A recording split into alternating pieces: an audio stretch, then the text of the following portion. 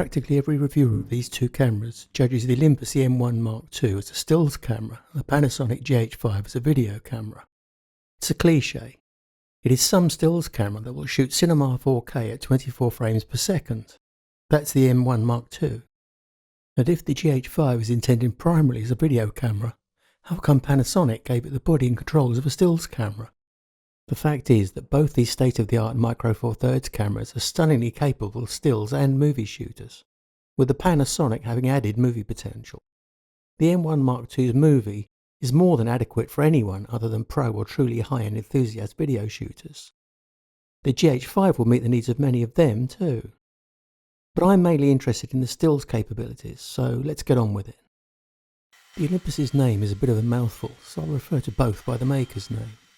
The first thing that you notice is that the Panasonic is big for a Micro Four Thirds camera, and the Olympus, while not small for Micro Four Thirds, is notably smaller. They feel very different in the hand, the Olympus reminding me of a 70s Nikon F with its sharp contours and magnificent weapons grade feel. The Panasonic softer and rounder, but just as purposeful. Meccano versus Lego maybe. In reality, both are well constructed, weather sealed and tough. How do they compare in use? The control layouts are very different. The extra size of the Panasonic gives you an incredible 11 assignable physical function buttons, plus levers, dials and buttons for all the main tasks. The Olympus compensates for less real estate by multi-purposing the controls, combined with the much praised Super Control Panel, which enables you to switch from clean screen to info and back. In fact, the Panasonic has a Super Control Panel in its display info screen, but you need to cycle through 5 screens to get to it, whereas the Olympus's is always just one button press away. Mind you need the Panasonic's less because of the physical controls. If you cover a wide range of work, a clear advantage goes to the Panasonic with its My Menu and Save Restore camera settings option. In My Menu you can gather any item that doesn't merit a button, but that you use regularly. Here's mine. With Save Restore you can get esoteric with your settings. I have one for eBay, for example, and it's great to simply load it and know the camera is ideally set in one fell swoop. These can be saved to SD card and desktop too for backup or loading to another GH5. With all this, 5 custom modes and the quick menu, I've actually run out of things I need to assign. For the Olympus, you have just 3 custom modes, which will be enough for many photographers. I prefer Save Restore over Custom, so that if you make on-the-run changes to a setting, it isn't reset when the camera goes to sleep. Getting physical, the Olympus's form is real class. The right-hand grip is a masterpiece of functional design that will make the camera feel reassuringly big to those who come from DSLRs, and still compact to those coming from smaller cameras. The Panasonic fills the hands comfortably, but overall I think the Olympus size and feel is more pleasing. Ultimately, both can be tailored to your needs, and you'll get used to either camera's strengths and quirks, but the physical size could be a defining choice, either way, for many. Side by side, the first difference you notice is the screens. The Panasonic's are big, bright, contrasty and very detailed, the best I've seen in fact. The Panasonic's continues to delight even when you become used to it, but as Oscar Wilde said, no good turn goes unpunished. And the price is paid in low light when the Panasonic EVF, unlike the Olympus's, smears if you move it around quickly.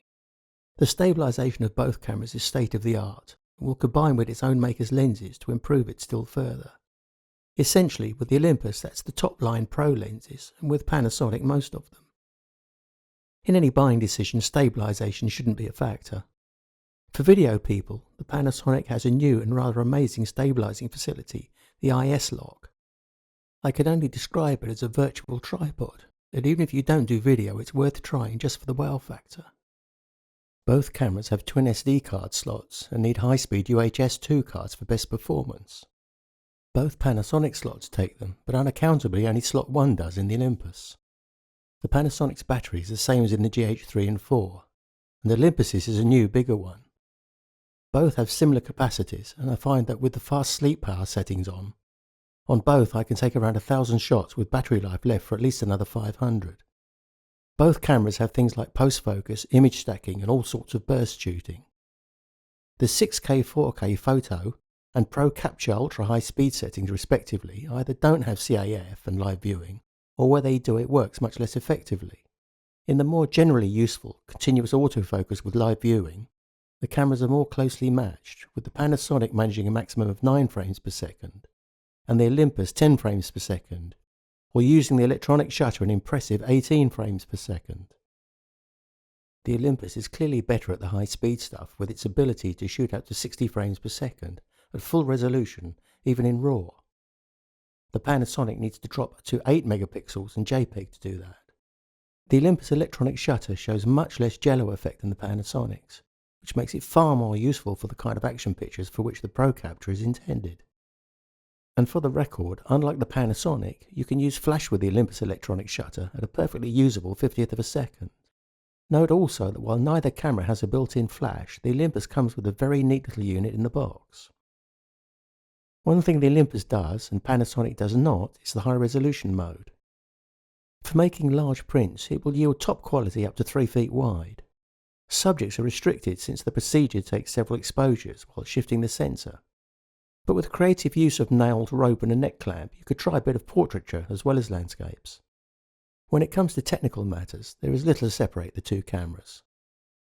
One little oddity was that on the same scenes, subject, lens, ISO and lighting, where the Panasonic would give an exposure of 1/13 of 5/6, the Olympus would give 1/8, approaching a stop more.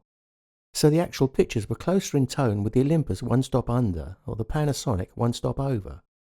I'm showing here what the cameras deem correct, different or not, since that is what a user would get.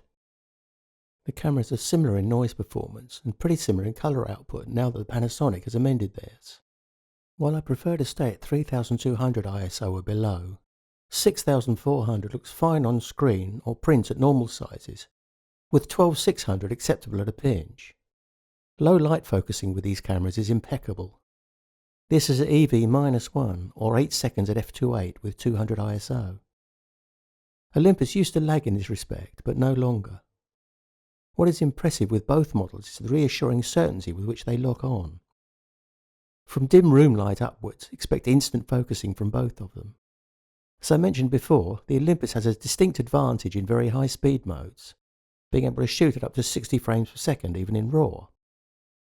The Panasonic is limited to JPEG output in 6K, which is slightly smaller than a full-sized frame, and at 30 frames per second, not 60. For 60 you must shoot 4K, which limits the cropping possibilities for birders.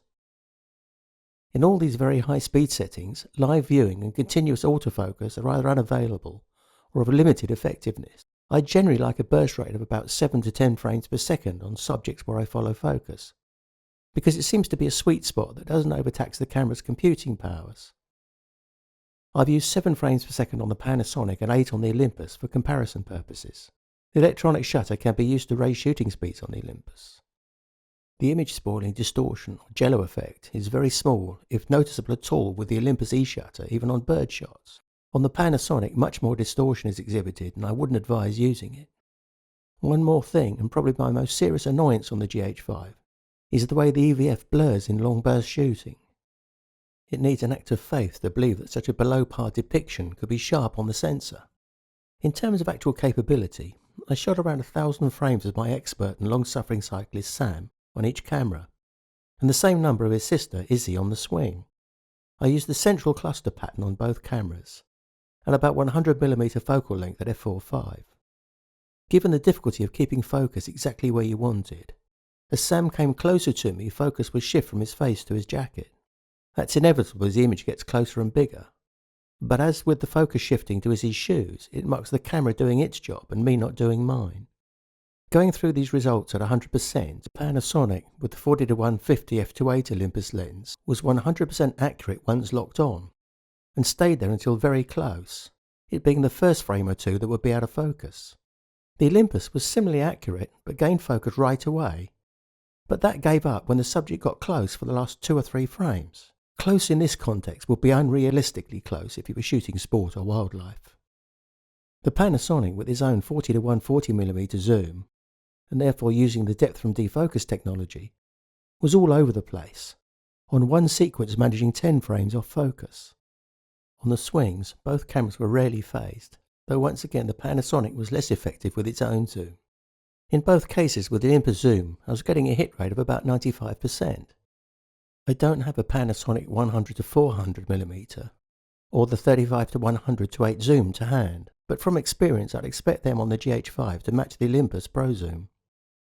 I can sum up my own feelings about these cameras concisely. One is a camera and the other is an imaging tool. Their capabilities overlap in the middle, where 90% of photography is done. For image quality there's nothing between them really, so if your work resides in that 90%, your choice is between a smaller camera or a bigger one, retro design or contemporary. Cosmetic choice really. If you photograph birds and sports, the Olympus with its phase detection focusing and high-speed shooting capabilities is for you. It has a highly usable electronic shutter that comes close to eliminating the jello effect. On the downside, the menu system needs a bottom-up complete rewrite. You'll get used to it, but expect a long learning curve before intuitive use of the camera. If you cover a wide variety of subjects, the Panasonic is yours. Its save and load settings capability is so much more flexible than the rigid custom setting, which lose your on-the-run changes if the camera sleeps. Its My Menu facility lets you put everything you want in one place, and even in alphabetical order if you so wish. It has a multiplicity of immediately accessible controls, so that you rarely have to go to the menu anyway. On the downside, the blurring of the otherwise state-of-the-art EVF in fast shooting needs fixing. The camera's different party tricks may sway you. The Panasonic Bluetooth connection eliminates the need for remote triggers, and can add GPS information to your pictures without hammering the camera or phone battery. The Olympus allows you to watch a slow exposure building up on screen. The body, with its retro style and beautifully sculptured grip, feels luxurious and just right. Somehow a timeless camera. The Panasonic feels more an imaging tool, a functional thing. In particular, the GH5 and Olympus 12 to 40mm f2.8 are a wonderful combo. Both are bulky by MFT standards, but combined to feel not bulbous but sleek. I find the heftier body is suited to the bigger Pro Olympus lenses than the Olympus E-M1 Mark II. Similarly, the Olympus with Panasonic's 25mm f1.4 seems ideally suited in scale and form, a very wieldy combo. At this lofty level of Micro Four Thirds equipment, we're looking at different rather than better or worse. If you predominantly do video, or mainly sports and wildlife, your choice is obvious. If not, either camera will work for you. The Olympus retains more of the Micro Four Thirds size advantage, but it will take time to get conversant with the controls and menu system. You'll get there though.